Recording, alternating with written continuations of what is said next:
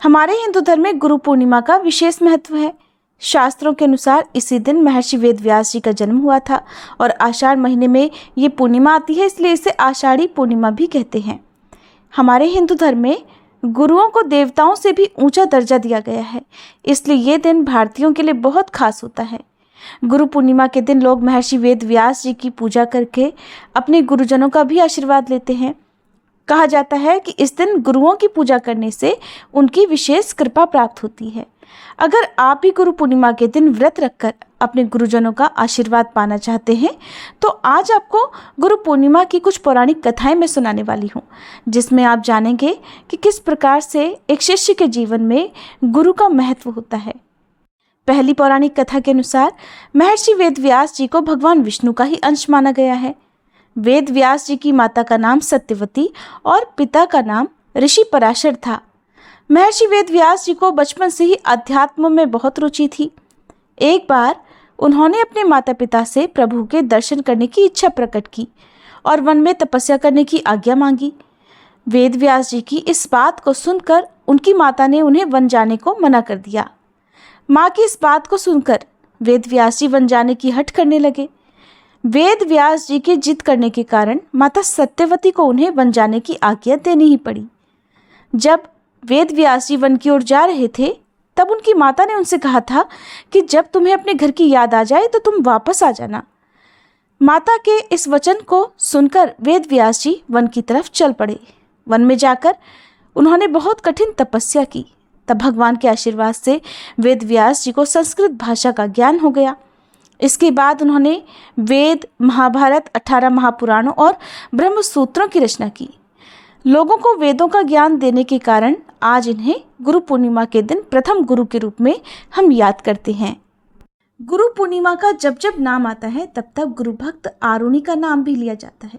और गुरु भक्त आरुणि की ये कथा अगर हो सके तो अपने घर के नन्हे मुन्ने बच्चों को भी जरूर सुनाएं, क्योंकि इस कलयुग में अब हर रिश्ते में, रिश्तों के मान सम्मान में, मान मर्यादाओं में कमी आने लगी है। ऐसे में हर घर में गुरु भक्त आरुणि की कथा जरूर सुनाई जानी चाहिए। ये कथा तब की है जब आजकल की तरह स्कूल कॉलेज नहीं हुआ करते थे। तब छात्र शिक्षा पाने के लिए गुरुकुल में जाया करते थे, आश्रम में जाया करते थे। तब महर्षि धौम्य के आश्रम में छात्र शिक्षा प्राप्ति के अलावा आश्रम के कामों में और गुरु की सेवा में भी तत्पर रहा करते थे। सबके काम बटे हुए थे। कोई कृषि कार्य करता, तो कोई पशुओं को चराने का कार्य करता, तो कोई बागवानी किया करता। सभी छात्र बड़ी प्रसन्नता से इन अलग अलग कामों की जिम्मेदारी उठाया करते थे। उन दिनों खेत में धान की फसल बोई गई थी, जिसके लिए पानी की पर्याप्त मात्रा का खेतों में एकत्रित होना बहुत आवश्यक था। सभी वर्षा की बाट जोह रहे थे, अर्थात वर्षा होने का इंतजार कर रहे थे। एक शाम बहुत तेज की वर्षा प्रारंभ हो गई। आश्रम के सभी शिष्य बड़े प्रसन्न थे कि धान की खेती के लिए पर्याप्त पानी की व्यवस्था अब हो जाएगी, किंतु महर्षि धौम्य चिंतित थे। उन्हें भय था कि खेत की कमजोर मेड़ वर्षा की तेज बौछारों में कहीं टूट ना जाए, और अगर ऐसा हुआ तो खेत में पानी टिक नहीं पाएगा और बिना पर्याप्त पानी के फसल बर्बाद हो जाएगी।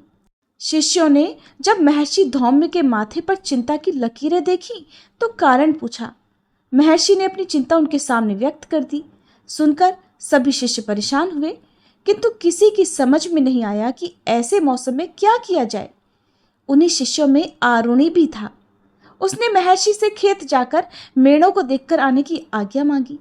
महर्षि ने उसे आज्ञा देते हुए कहा कि पुत्र, अगर खेत की मेड़ टूट गई हो तो उसकी मरम्मत कर देना। खेत में पानी का जमा रहना बहुत जरूरी है। आरुणि अपने गुरु की आज्ञा लेकर भारी बारिश में खेत की ओर चल पड़ा। खेत में पहुंचकर उसने देखा कि खेत की मेड़ें टूट गई हैं और उनसे होकर खेत का सारा पानी बह रहा है। आरुणि तुरंत प्रयासों में जुट गया। उसने खेत के 3 तरफ की मेड़ों की मरम्मत तो कर दी और वहां से बहता पानी भी रोक दिया, लेकिन बहुत कोशिशों के बाद भी चौथी मेड़ की मरम्मत नहीं कर पाया। वो बार बार उस मेड़ में मिट्टी भरता, किंतु पानी के तेज बहाव के कारण वहां की मिट्टी बह जाती। बहुत कोशिशों के बाद भी जब उस मेड़ से पानी जाना बंद नहीं हुआ तो आरुणि उस मेड़ पर खुद ही लेट गया। उसके लेटने से वहां से पानी बहना बंद हो गया और पानी का बहाव रुक गया। आरुणि इस प्रकार सुबह होने तक भारी बारिश में भीगता हुआ उस मेड़ पर ही लेटा रहा। इधर सुबह होने पर जब आरुणि आश्रम में नहीं लौटा तो महर्षि धौम्य अपने कुछ शिष्यों को साथ लेकर खेत में पहुंचे। वहां उन्होंने आरुणि को खेत की मेड़ पर लेटा हुआ पाया। तब तक वो पूरी तरह से भीग चुका था और सारी रात बारिश में भीगने के कारण उसका शरीर बुखार से तप रहा था। महर्षि ने उसे तुरंत उठाया और गले से लगा लिया। आरुणि की इस गुरु भक्ति को देखकर महर्षि धौम्य बड़े प्रसन्न थे।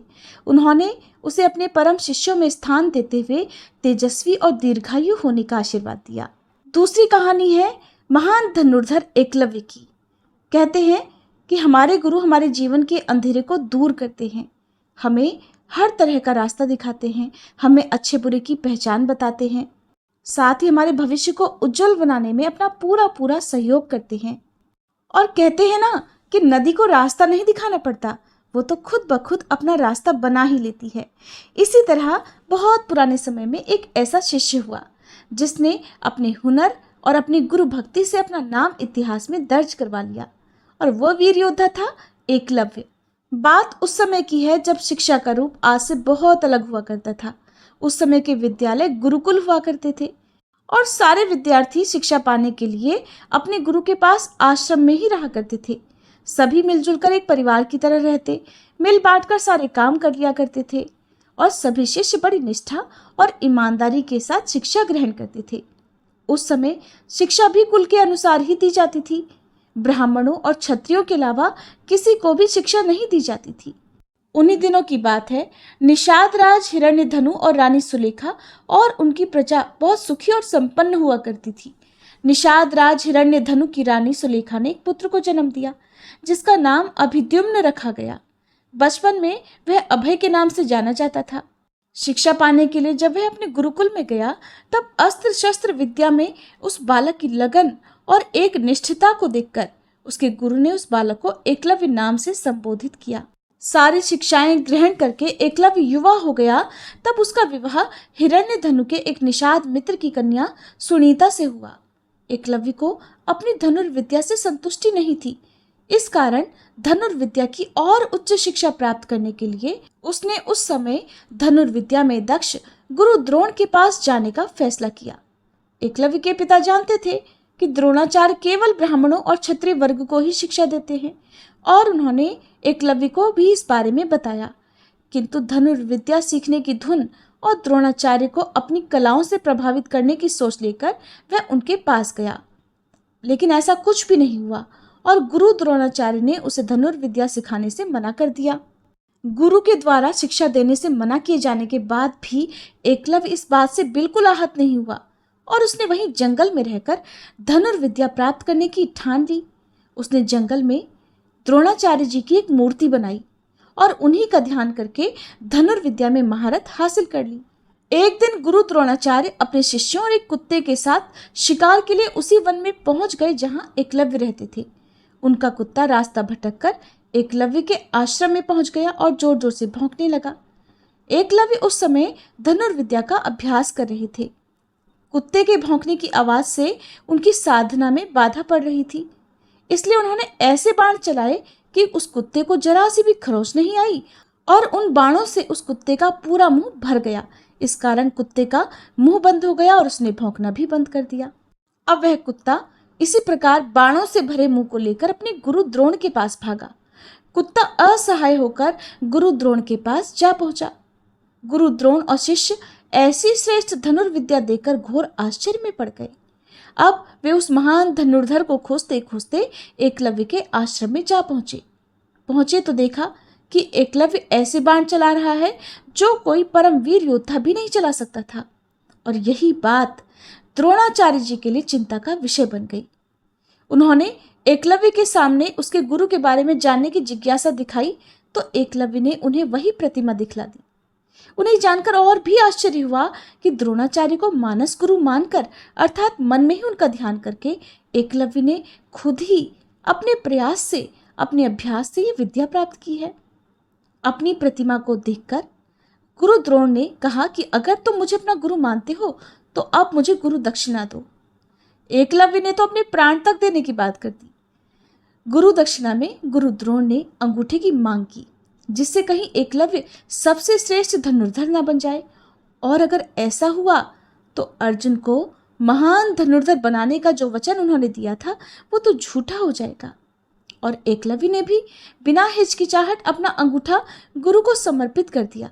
एकलव्य की इस गुरु भक्ति से गुरु द्रोण बहुत प्रसन्न हुए और उन्होंने एकलव्य को आशीर्वाद दिया। साथ ही कहा कि आज के बाद इतिहास में जब जब गुरु भक्ति का नाम आएगा तो एकलव्य की गुरु भक्ति का नाम सबसे पहले लिया जाएगा। ये थी गुरु पूर्णिमा के दिन सुनी जाने वाली कुछ पौराणिक कथाएं। अगर आपको ये कथाएं अच्छी लगी हो तो वीडियो को लाइक करके, हो सके तो इस वीडियो को आप ज़्यादा से ज़्यादा लोगों तक शेयर कीजिएगा।